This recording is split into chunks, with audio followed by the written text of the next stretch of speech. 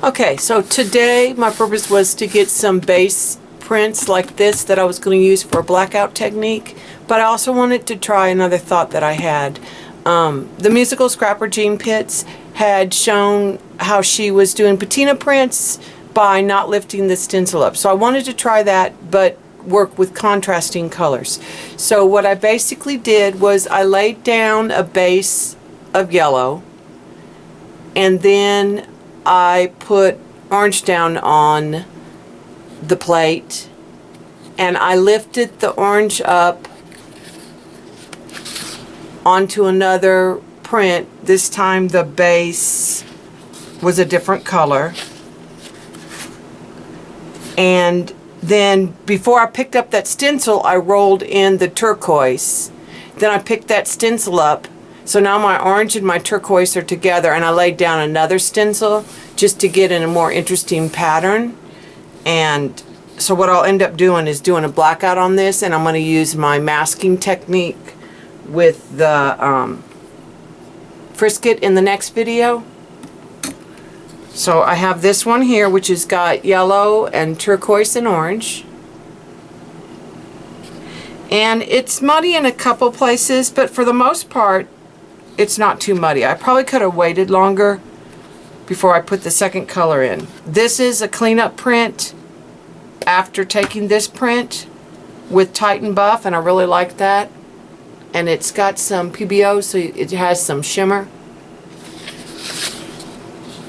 This was another one where I did the stencil and stencil, and this time I got a little bit better contrast between the orange and the turquoise. It was on a lime green background, and I really probably didn't even have to have a background. I could have probably gone straight to the white, but I laid down the orange. Here's where I picked up the orange, just on a brayer sheet. Then before I picked the stencil up, I laid in the turquoise, picked the stencil up, and pulled this print on top of the lime. And you can see the lime showing through in a few places where you look up close. And like I said, this was just a brayer sheet. In fact, you can see all the junk on the back of it. This was just a brayer sheet that had had a previous print and some roll-off turquoise and stuff, and it didn't muddy too bad. This is the cleanup from that, and I love this one. And I used the Titan Buff again to pull the cleanup print. This one was a turquoise background. Then I put the turquoise dots when I was pulling the dots out of this one. And then I went ahead and put some magenta circles, and then I put a pop of black. I'm not sure if I like it, but I think if I make a blackout print and this is all you see, and I do like a giraffe or an elephant or something, then I might like it better. Or maybe it needs, I'll just have to think on this one what I want to do. It may just need to be put in collage. This one was a roll-off sheet with the